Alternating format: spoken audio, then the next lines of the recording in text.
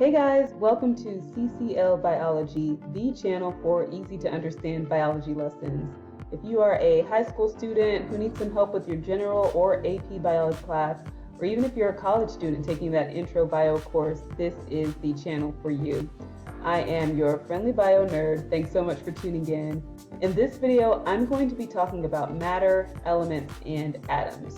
So if you want to get a better understanding of matter, elements, and atoms, then stay tuned.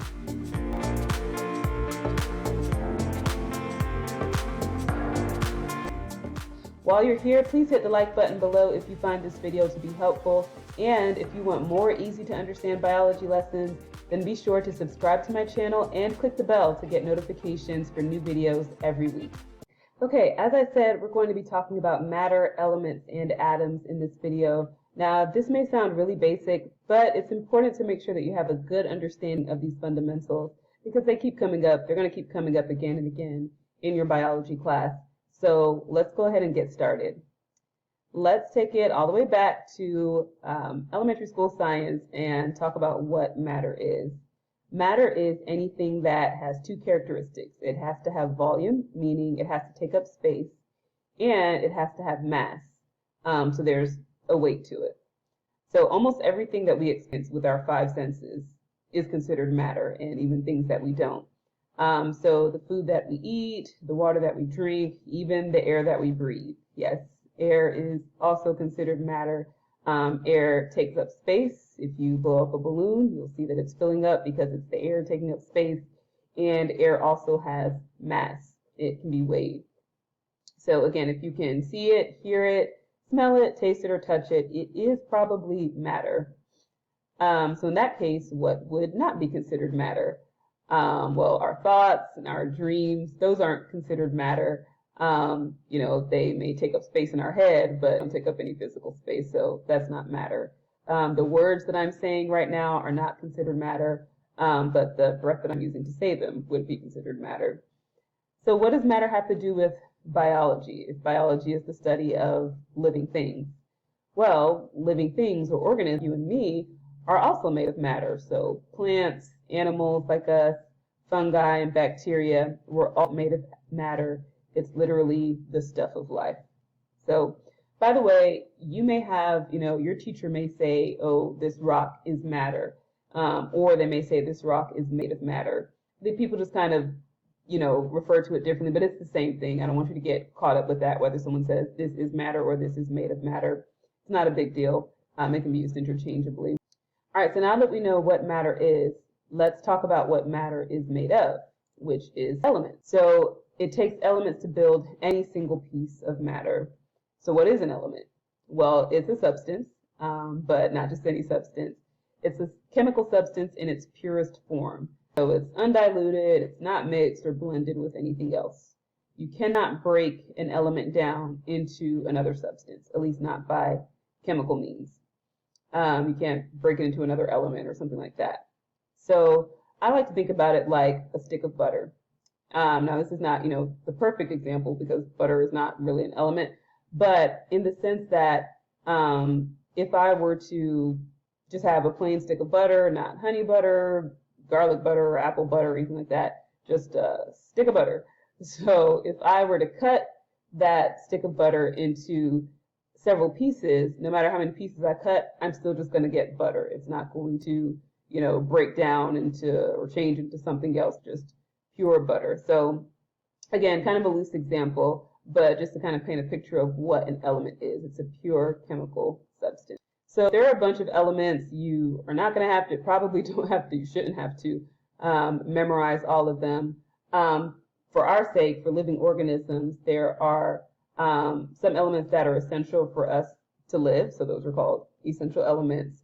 And four of the big elements that you'll typically talk about a lot in biology are carbon, hydrogen, oxygen, and nitrogen. So you'll see those four come up in lots of my videos. And again, you have other essential elements like the ones you see on the side of the cereal box, if anybody even reads those anymore. Again, those are called essential elements, and those are elements that living organisms would need to function.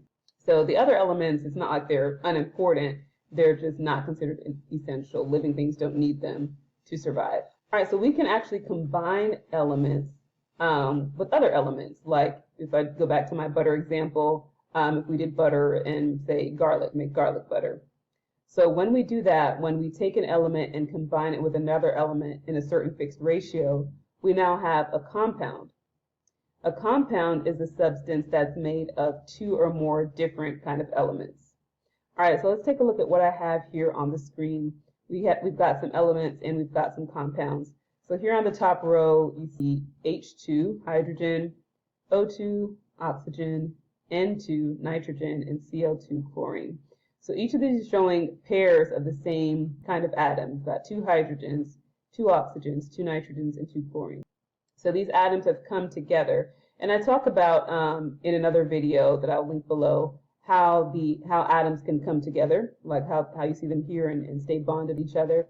But just to stay on topic here, here we have two hydrogen atoms that have come together. This would still be considered an element because it's still a pure substance. It's not mixed with any other element or anything like that.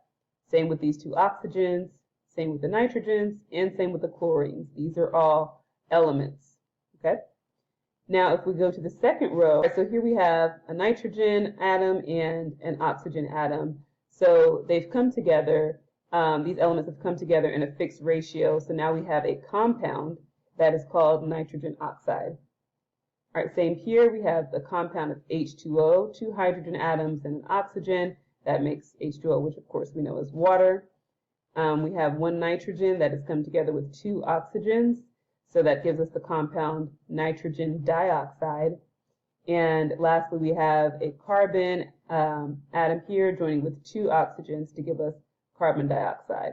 So these are all compounds here on the bottom row. They are groups of different elements that are combined together in fixed ratios. Another example of a compound that we should know pretty well is sodium chloride. So if we look at each one individually in its elemental form, sodium as an element is a metal in its pure form, and chlorine is a gas, a poisonous gas, to be clear. But they can come together, the sodium and the chlorine can come together to make a compound, which we know as table salt. All right, and this table salt is going to have completely different characteristics than either the sodium or the chloride. Now, this is an important concept in biology, especially AP biology, that you'll probably hear me talk about in other videos. When you have a compound that has, or just kind of anything, that is made of something else, but it has different characteristics than what it's made of. So again, the table salt has different characteristics than the sodium and the chlorine. That is called emergent properties. So again, that's kind of a biggie for AP biology, emergent properties.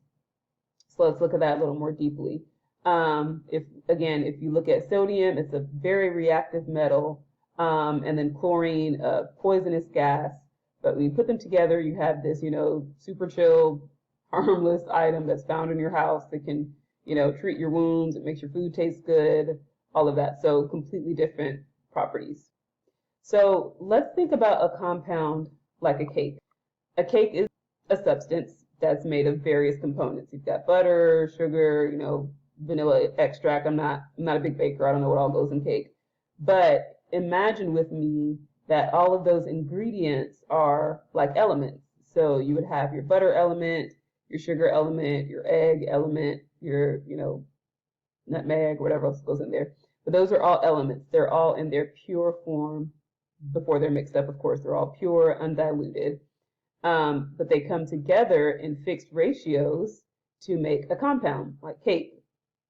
So again, don't take that too far. Again, butter's not, butter's more complex than an element, so is salt. But again, just kind of painting a picture of how different pure substances, which we're calling elements, can come together in fixed ratios to make a compound. All right, so now that we've talked about elements, let's break it down a little further. Now, I thought we just said that you can't break elements down any further. Well, you can't break them down into a different, element or something by chemical means, but we can get to the smallest unit of that element, and that's going to be called an atom. So elements are made of atoms, and an atom is matter in super teeny tiny form. It is not the smallest unit of matter, period, but it is the smallest unit of matter that has the properties of an element. All right, so what do I mean by that? So if we went back to our butter element, so I'm cutting that butter, I'm still just going to get butter. But each of those I can get really, really small, tiny, itsy bitsy pieces of that butter element, and that could be considered our butter atoms. So each of those atoms would still have the same properties as the whole stick of butter. It would still, have that salty taste, that smooth texture, it'd still be, yellow. So that's what atoms are. They are small units of an element that still have the properties of the element that it's making up. All right, so let me know in the comments below if that makes sense. And if not, then, I'll come back with another video and try to explain it a little more clearly. But pay attention to what I said. It's if you had a whole bunch of butter atoms, they could come together to make a butter element. But if I had butter atoms and garlic atoms, and I put them together, I'm not going to get a butter element. So an element has to be made of all of the same kind of atom. It would have to be only butter atoms. If I put in butter and garlic, then I would get a compound or a mixture or something like that. But an element, remember, is a pure substance. All right, now I'm not going to go into depth in this particular video as far as subatomic particles, which are really small particles that are inside of an atom. I'm not going to talk about that, and atomic mass. I do cover that in a separate video, which I'll post below. But I do want to point out that even though atoms and elements are different, they're sometimes used interchangeably. So for instance, if we look at a periodic table of the elements, it's called of the elements, but really it's actually kind of identifying the characteristics of individual atoms. Like, let's look at carbon here. So it's actually a carbon atom that has 6 protons. That's what that 6 here is representing, the 6 protons that are inside of a carbon atom, not so much a carbon element, because again, I could get 1 carbon atom and that would be a carbon element. I could have 2 carbon atoms. I can have 50 carbon atoms. As long as it's all the same type of atom together, that would be a carbon element. So honestly, if you ask me, it should probably be called the periodic table of the atoms, but no one's asking me, so it's all good. But anyway, you're going to see that the same symbol is used for an atom and an element. So for instance, the letter F can be used to represent both a fluorine atom and an element of fluorine. All right, so now let's go ahead and tie everything together. Atoms are small units of matter that make up elements. They build elements. And then elements can come together to make compounds as long as they're different elements. And compounds come together to build organisms, living things, and also non-living things. Since atoms are units of matter, that makes elements, compounds, organisms, and everything higher up the chain also units of matter as well. Well, that is it for today's video. I hope that it was helpful for you. If so, please let me know by leaving a thumbs up in the comment section below. And if you have any questions, then definitely type them in the comment section and I will do my best to provide you with an answer. Thank you so much again for watching CCL Biology. That is Christ-Centered Life. Thanks. God bless and bye-bye.